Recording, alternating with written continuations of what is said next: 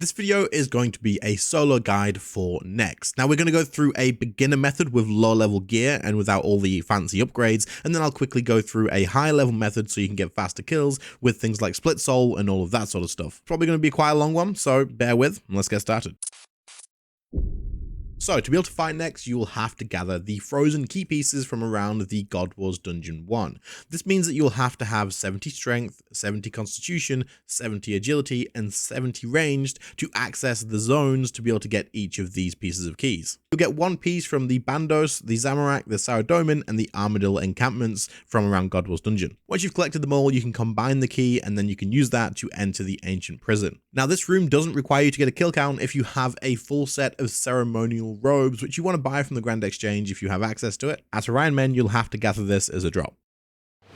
Okay, so starting off with the gear preset. Now, I have made myself much less than what you would probably ideally want to have, just to show that you can do it without things like overloads and the DPS curses and all that sort of good stuff. So if you do have any improvements at all to what I'm using, then make sure to bring them along. That being said, for the worn equipment, I am using the tier 70 necromancy DPS gear with no perks at all, including the main hand weapon and the offhand weapon. Both of these are the tier 70 as well. With the tier 70 weapon, you do have the death grasp special attack, which is going to be important for the blood phase. I'm using a defense skill cape because it gives a sign of life, and I'm also using a Saradomin God Book because it's a cheap version for a pocket slot, so that's what I used. I'm using an Amulet of Glory and a Ring of Death. Now I know the Ring of Death is quite expensive, but I think this is probably by far the best ring if you do have it for learning any boss, because if you do die right towards the end, it gives you that chance to finish off the kill and get your drop. If you don't have this, then a Ring of Fortune or a Ring of Vigor, anything like that is absolutely fine. As for an aura, I used the Vampirism aura, but I would suggest using Magirat or Dark Magic or anything like that to increase your DPS. And then finally, there's my Nexus just to hold all of my necromancy stuff. In the inventory, I didn't use overloads, I used an extreme necromancy potion. However, I would recommend having overloads if you can grab them. It's going to be a lot easier. This was just to please the people who are like, oh, you have to have overloads and you have to have the 95 curses and all this sort of stuff. You don't. Next is a super prayer renewal, which you can buy in the Grand Exchange. This will help reduce the drain rate of your prayer. An adrenaline renewal or adrenaline potion, whichever one you can get your hands on. Any version is good. Vulnerability bombs to help increase your DPS for very little effort. A power burst of vitality to help you with the ice phase. I'll talk about that when we get there.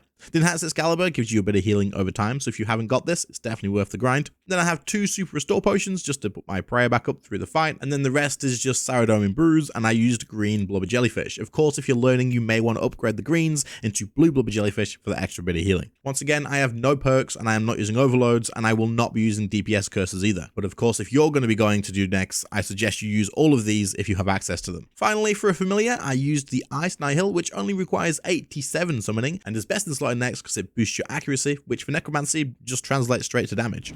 One last thing for the beginner bit, I will not be using any incantations at all. Well, except for Bone Shield, which is going to let me use my defensives. Other than that though, I won't use Darkness, I won't use the Life Transfer, I won't use Threads of Fate or anything like that. However, again, if you have them, make sure to use them. Okay, so the next fight in a nutshell is you have to deal damage to NEX until she reaches a threshold of health, and then you can kill the minions that are placed around the room. There's 4 of these. Once you kill each minion, you'll then deal more damage to NEX until you reach the next phase and kill the next minion, and so on until you've killed all of them, and then you can finally finish off NEX.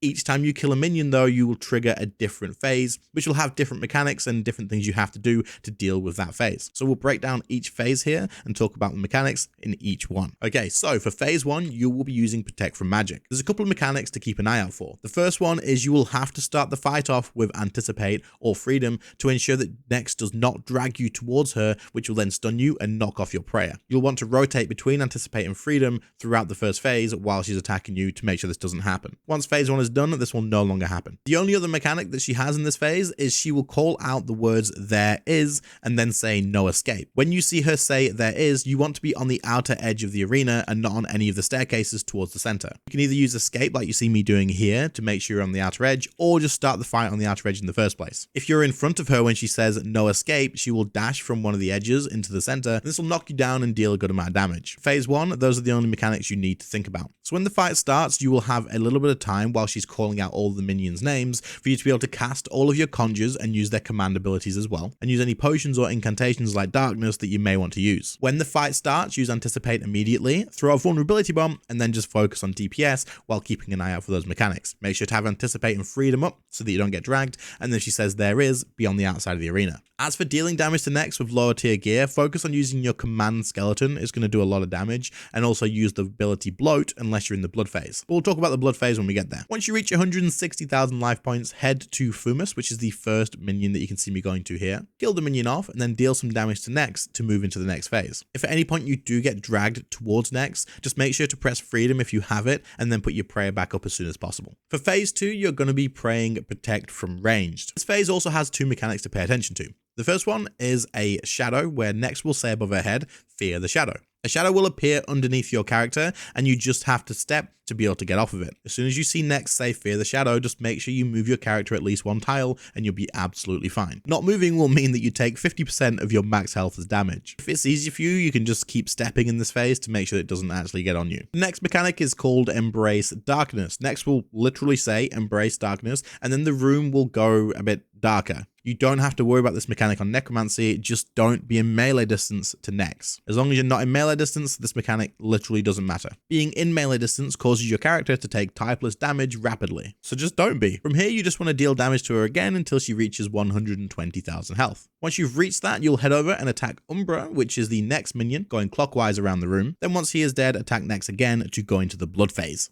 Phase 3, the blood phase, is probably one of the ones that people struggle with the most, but is a lot easier with necromancy. As you are killing Umbra to enter the blood phase, don't use any of your fingers of death and don't throw your volley of souls. Use your soul sap and use touch of death to get necrosis stacks and to get soul stacks as well. This is because to get through blood phase comfortably, you want to deal a high amount of damage very quickly. So the way blood phase works is you will have to get her from 120,000 life points to 80,000 life points as quick as possible, because the mechanics in the blood phase are designed to heal her back up, which can then extend the fight and make it a lot more difficult. But don't worry, the rotation I'm going to show you will get you through nice and quick. Okay, so the mechanics that you need to know about for the blood phase is, 1, you cannot use any bleed attacks on Nex whatsoever, so do not use bloat here, and if you're on any of the combat style, don't use any bleeds or damage over time effects at all. These will just heal Nex instead of dealing damage. Then she has the mechanic called Blood Siphon. Nex will yell, a siphon will solve this. Then she's going to spawn 2 blood reavers in the room, which you can just completely ignore, and she'll start to glow. During this time, if you attack Nex, you're only going to heal her instead of dealing damage, so don't attack her. Between this mechanic ending and the start of the next mechanic is going to be your window to deal as much damage as possible.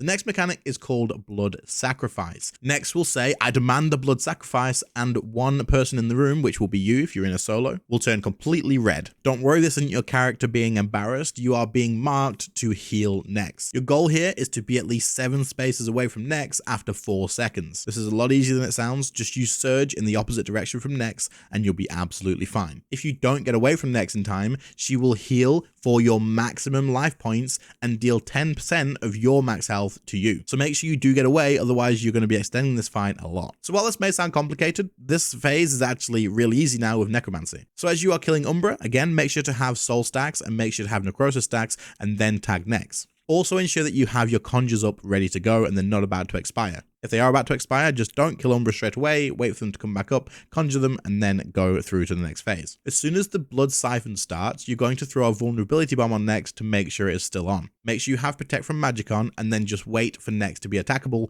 without healing her. As soon as Nex is attackable again, use your command skeleton ability and then throw everything on her. Use your Fingers of Death for your necrosis stacks, use your Volley of Souls, and then use Touch of Death and Finger of Death again. If she's not already phased at this point, you may have to deal with the Blood Sacrifice, so just surge away from her or dive or whatever you're going to do, and then use your main hand special attack, and she should be phased through. This one cycled for me nice and easy with just a extreme necromancy potion, not overloads, no DPS curses, and no DPS aura. So you should have no problem as long as you are using your souls, you're using your necrosis stacks for Finger of Death, and then you use your weapon special attack. Once she hits 80,000 life points, she will no longer heal up from any mechanic, so just head over to Cruor, the next minion, clockwise, and kill him off. Then you're going to move into the ice phase, which I would now say is by far the most difficult phase. Once Cruor is dead, you'll move into the ice phase. In the ice phase, there's another couple of mechanics that you need to learn about, but aren't too difficult to figure out. The first one is going to be the ice prison. Now, before we talk about it, it's probably worth noting that you can either start with this one or the next one, depending on which mechanic you end the previous phase on. But I wouldn't worry about it too much as it's not a big deal. So for the ice prison, Nex will yell above her head saying, "Die now in a prison of ice." This mechanic will cause your player to become stunned and placed inside a prison of ice, which then after a couple of seconds you will take a 6,000 to 8,000 typeless damage hit. Next will also use an auto attack on you immediately as soon as it triggers the damage, which hitting you could end up killing you in one hit. The easiest way to deal with this is to just use a power burst of vitality while you are in the prison, and this will double your health, meaning that there's no way that you can actually die from this in one hit. The only issue with this though is that if you get a second prison during the actual fight, you are not going to be able to use this as the cooldown of the potion is pretty long. If you get this prison a second time, what you need to do is use freedom or use anticipate before it hits you. Make sure you are on high health by eating up, and then use resonance before the actual prison breaks. This isn't going to block the damage from the prison typeless hit, but it will stop Nex's auto attack from killing you off. In fact, if you do actually manage to get the resonance, it'll heal you up a little bit, making it even easier for you. You could barricade this instead, but it's not really worth spending the 100% adrenaline on. Just use resonance, make sure your health is high through food, and then you should absolutely be fine. With practice at NEX, you'll likely only see one prison